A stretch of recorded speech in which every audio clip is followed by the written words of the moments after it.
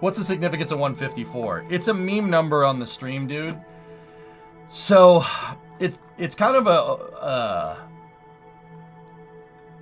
it comes from a video about doing testing, all right? In Kerbal, you do a lot of testing. You always test your stuff before it blows up. So if you type like 154 into YouTube, right?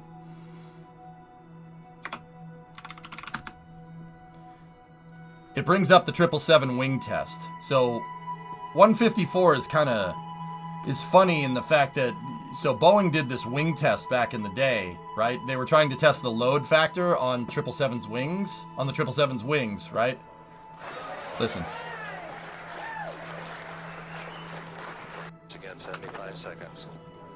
So let me Although just... he was no longer the leader of the team, Alan Mulally was also there to watch. Watch. So if you look, Boeing is doing this insane test where they stretch the 777's wings.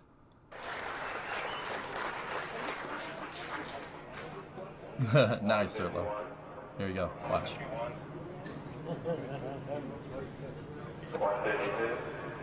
Yeah, maybe, Clayton. Look at that. Look at them stretch the wing. 153. That's correct, drummer. 154.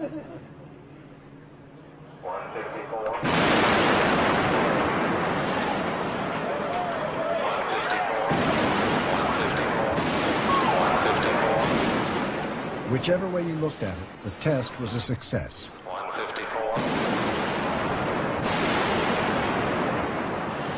154. 154.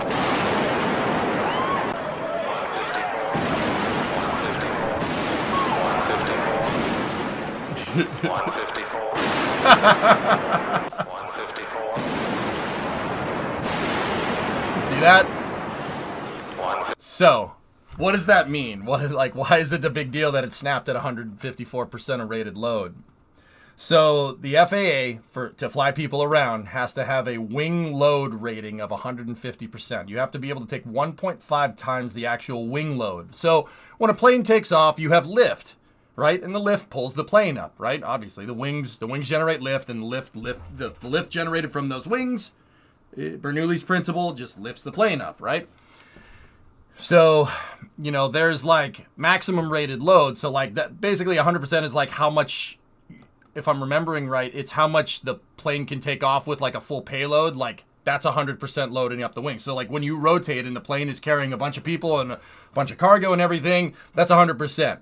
The FAA requires you to go to 154% or 150%. The reason why is because, well, the engineering behind that is basically this. If your wing load exceeds 150% rated load, the plane's literally falling out of the sky. Like, I'm talking Starship belly flop. That's the only time the wing's ever going to do something like that. So that's a good datum because you know good and well that with a fixed wing airplane, you're never going to do that. If you're belly flopping out of the sky in a 777, you have other problems to worry about other than the wings coming off, right? There's other things to worry about, namely how you got a plane to do a belly flop, right? So they know, basically, the FAA bases those numbers off of, the wing's never going to break. If the wing breaks, that means your plane basically hit the ground. So you have other problems. That's what I mean when I say you have other problems to worry about.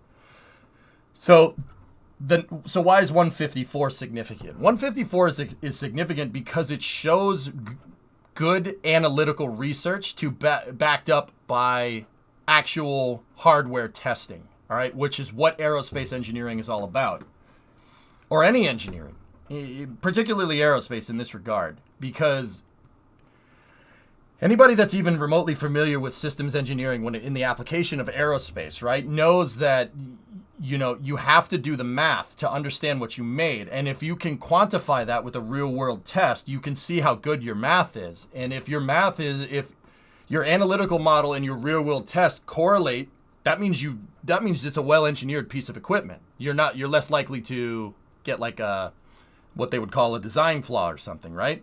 So in this particular case, the wing is designed to fail past 150%, which meets FAA certifications. And the reason why all those engineers are hyped up is because they basically wanted it to fail somewhere past 150, but not too far. You don't want the wing failing at 170% of rated load, because then that means your wing's way too over-engineered. It's way too over-engineered even for the safety factors. You want it to fail right around 150%. And that thing did fail right around 150%, with just a little bit over-engineering. That's a well-built piece of equipment. It's well understood. And that's why the 777 is one of the better planes that Boeing's ever designed. I mean, I still am more of a 747 fanboy, but Flash Booty, thank you for the bits. I do appreciate it. So you learn by testing, and you validate your analytical model. Basically, you got a bunch of nerds doing all the math, and then you go and build the thing, and then they break one to see what happens, and it basically says exactly what the math that the nerds came up with. It corroborates the model. That's how engineering is done. This is why you push things to fail. And that is like the essence of Kerbal. That's how Kerbal rolls, man. 777X though is bae, dude.